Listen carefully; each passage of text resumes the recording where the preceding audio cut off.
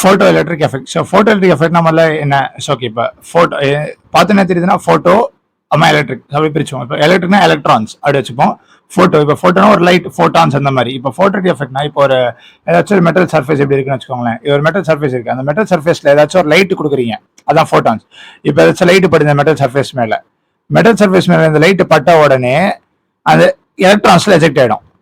Electrons eject ஆகுமா ஆகாது அதை நம்ம செக் பண்ணுவோம். எலக்ட்ரான்ஸ் எஜெக்ட் ஆயிடும். ஸோ எஜெக்ட் ஆயிடும்னா இதுக்கு பேர் தான் சிம்பிளான ஃபோட்டோடிக் டெஃபினிஷன். ஸோ இப்போ இந்த லைட்ல இருக்குல்ல, லைட் என்ன கலர்ல வேணா கூட இருக்கலாம். இப்போ ஒரு லைட்டுக்கு ஒரு ஃப்ரீக்வன்சி இருக்கு. இப்போ இந்த மாதிரி விப்ஜிஆர் கேள்விப்பட்டிருப்பீங்க. விப்ஜிஆர் அந்த ரெயின்போ, இந்த மாதிரி violet, indigo, blue, green, yellow, orange, red, அதுக்கப்புறமா X rays, UV rays, gamma rays, இந்த விப்ஜிஆர் தான் விசிபிள். ஒரு லைட்டுக்கு இப்போ வயலட்டுக்கு ஒரு ஃப்ரீக்வன்சி இருக்கும், ஒரு கிரீனுக்கு ஒரு ஃப்ரீக்வன்சி, ரெட்டுக்கு ஒரு ஃப்ரீக்வன்சி, எல்லாத்துக்கும் ஒரு ஃப்ரீக்வன்சி இருக்கு. இப்போ காமா ரேஸ்க்கு ஒரு ஃப்ரீக்வன்சி, அந்த மாதிரி எக்ஸ்ரேஸ் ஒரு ஃப்ரீக்வன்சி.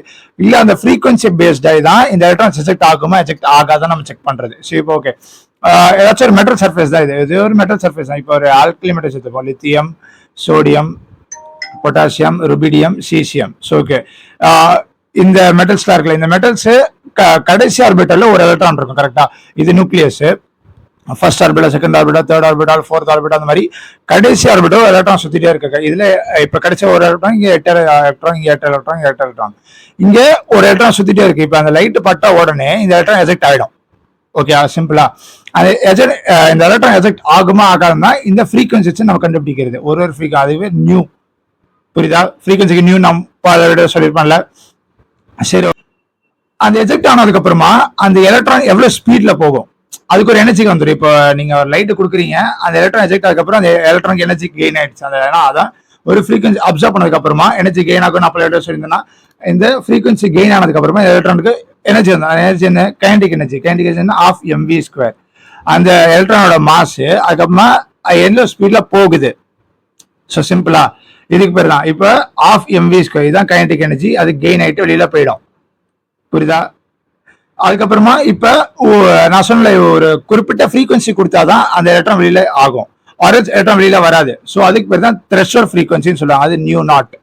ஸோ இப்ப பார்ப்போம் த்ரெஷோல்ட் ஃப்ரீக்வன்சி. ஸோ இப்போ வந்துட்டு ஒரு நியூ நாட்.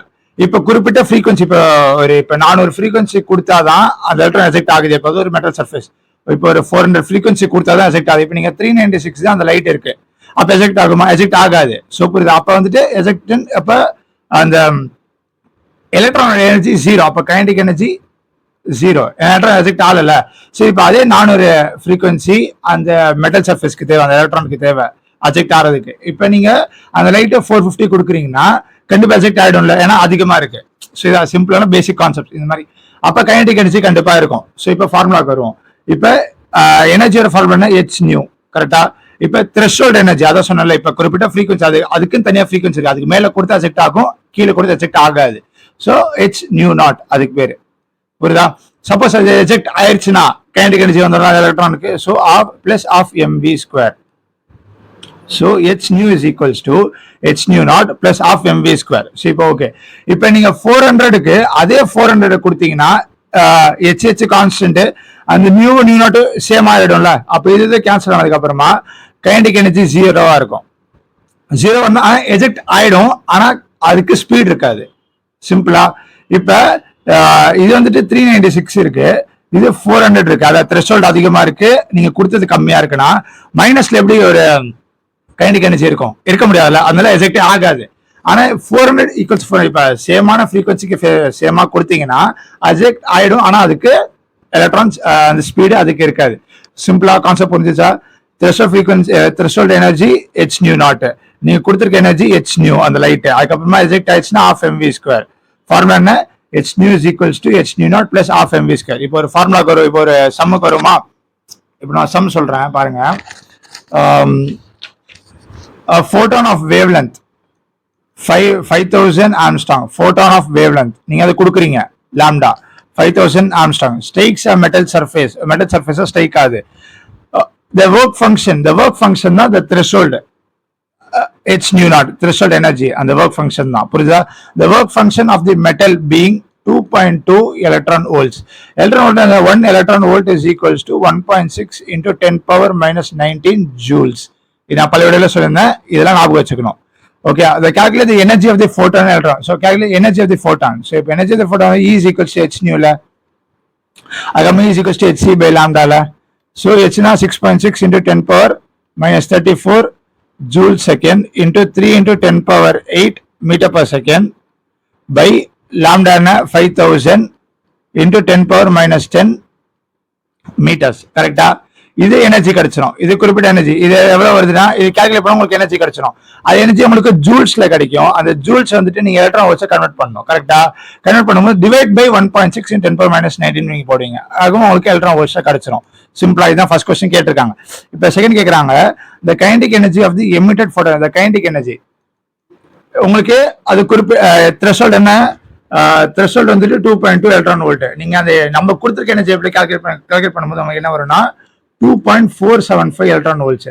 ஸோ அதிகமாக தான் கொடுத்துருக்கீங்க. அப்போ எலக்ட்ரான் எஜெக்ட் ஆயிரும். எஜெக்ட் ஆனதுக்கு அப்புறம் என்ன இருக்கும்? கைனடிக் எனர்ஜி இருக்கும். ஸோ கைனடிக் எனர்ஜி என்ன சொல்றது? இது ரெண்டு மைனஸ் பண்ணா கைனடிக் எனர்ஜி தானே.